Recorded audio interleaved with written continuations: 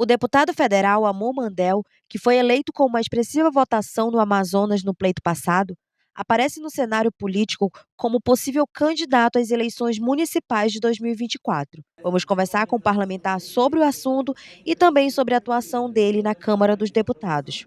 Deputado, muito obrigada por ter recebido a equipe do Amazonas 1 aqui no seu escritório.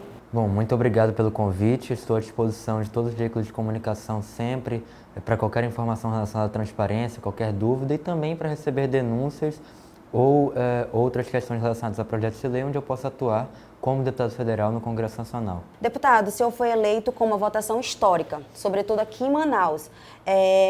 E tem tido uma atuação marcante na Câmara, em questões nas quais, até então, os deputados federais, tidos como os mais experientes, ousariam discutir, como questões tributárias, até mesmo a exploração sexual e o tráfico humano.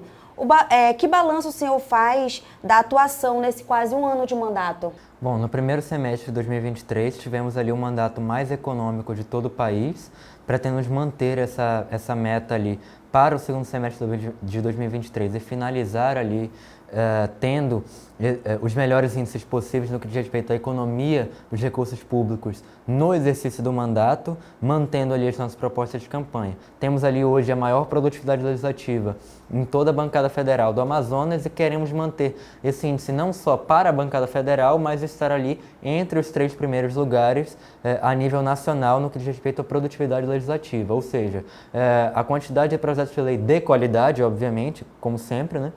De projetos de lei que nós protocolamos, de requerimentos de informação, dentre outras questões. As suas atuações lhe renderam a indicação ao Prêmio Congresso em Foco, um dos mais relevantes na política nacional.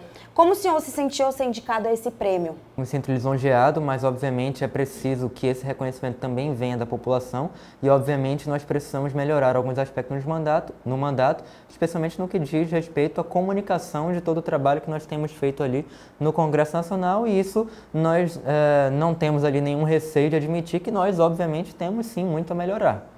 Recentemente nós tivemos um apagão aí que prejudicou o fornecimento de energia e também em sinais de telecomunicações. Como o Congresso pode atuar para minimizar esse problema e até que ponto a concessionária Amazonas Energia ela pode ser responsabilizada por esse problema? A concessão dos serviços de energia elétrica é uma concessão federal, é uma concessão da União e, portanto, deve ser fiscalizada pelo Congresso Nacional e administrada e executada ali pelo governo federal, pela União, enfim. O outro aspecto são os dos apagões ali, das faltas de energia a nível local, e aí a gente está falando de Amazonas Energia, que também é uma concessão a nível federal, tá? Vale dizer.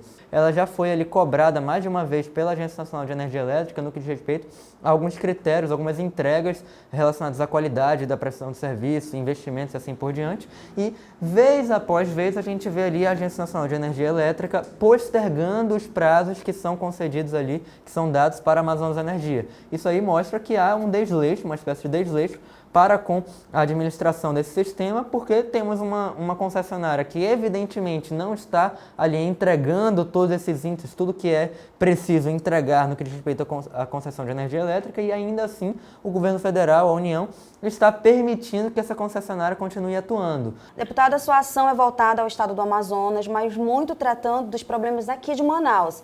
Nos bastidores da política amazonense, como o senhor sabe, muito se especula uma possível candidatura para as eleições municipais do ano que vem.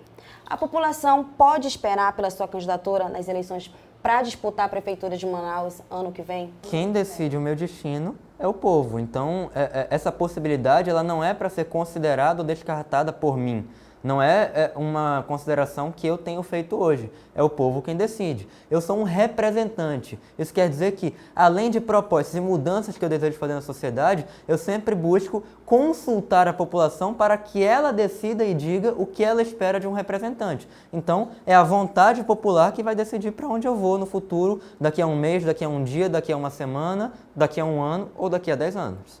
Recentemente, nós vimos que o senhor se aproximou muito do governador Wilson Lima, assim como da deputada estadual Alessandra Campelo, que já deixou claro que já colocou o nome à disposição aí para uma possível candidatura no ano que vem. Essa união e articulação em prol de benefícios para o Amazonas, né, pode se desdobrar no cenário eleitoral de Manaus? O senhor vê aí formando uma chapa, talvez, com a Alessandra? Olha, os gestos que a população enxerga e que se tornam públicos ali a partir de articulações políticas não são gestos que eu busco fazer visando alianças para eleições futuras. São meramente o trabalho que todos os deputados federais, deputados estaduais e vereadores deveriam fazer e infelizmente não fazem. Nós temos ali a deputada Alessandra Campelo com uma atuação de destaque, principalmente no que diz respeito à pauta da mulher, e como deputada federal ou como deputada estadual, obviamente ela não consegue ali fazer todos os projetos de lei que desejaria fazer para representar as mulheres na cidade de Manaus e no estado do Amazonas. Saiu recentemente uma pesquisa, né? Sendo um dos favoritos para disputar. O senhor liga muito isso à sua representação lá no Congresso e também como o senhor atuou na Câmara, né? Aparentemente, pelo que a gente vê pelas pesquisas, as pessoas estão se sentindo representadas. Eu vou sempre buscar representar elas cada vez mais. E se vir essa possível candidatura, o senhor já pretende mudar de partido ou ainda não tem essa...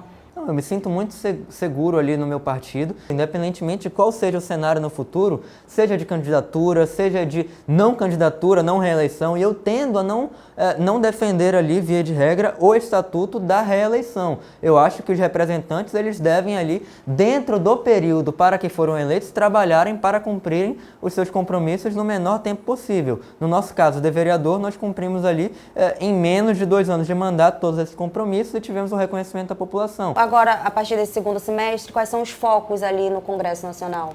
Bom, a nível nacional eu quero trabalhar ali para a regulamentação do mercado de carbono a fim de trazer recursos para a nossa região, especialmente naquilo que nós chamamos de social carbon, que seria reverter aí os benefícios do mercado de carbono, de uma CPR verde, de um crédito de carbono, em benefícios sociais e não apenas em lucro para determinadas empresas especializadas, né?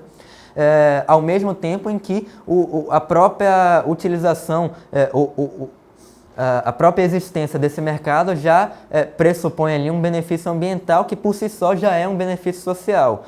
Para além disso, nós temos ali o foco na questão da mobilidade elétrica no nosso país. Temos ali um projeto de lei voltado para o incentivo à produção de carros elétricos. Nós acreditamos que esse é o futuro e queremos trazer esse mercado para a Zona Franca de Manaus. Então, ao mesmo tempo, reforçando a Zona Franca de Manaus, mas também diversificando ali o modelo e as matrizes econômicas, falando do mercado de carbono, falando de novas atividades que podem ser desenvolvidas na nossa Zona Franca e assim por diante. O senhor acha que esse governo federal, ele está mais preocupado com a Zona Franca, com a economia, com o Amazonas do que o passado?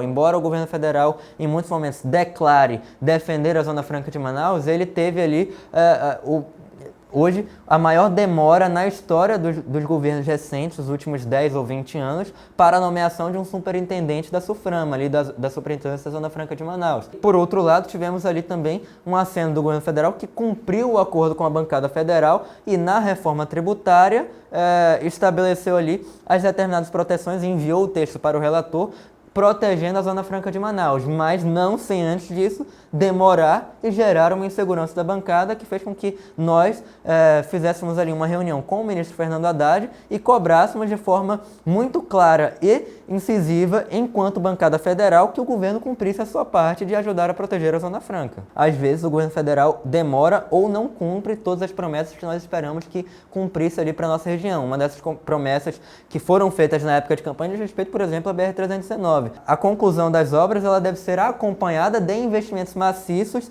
em repressão ao desmatamento que hoje nós não vemos. Se hoje nós não temos condições de concluir a obra da BR-319 em razão do impacto social e ambiental que isso pode trazer, isso ocorre por conta da omissão do próprio governo federal e do presidente da República em não investir adequadamente na repressão ao desmatamento e em equipar os nossos órgãos de fiscalização e controle. Obrigada, deputado. Você acabou de acompanhar aí a entrevista com o deputado federal Amon Mandel. Eu sou a repórter Feifiane Ramos para o portal AM1. Informação com qualidade.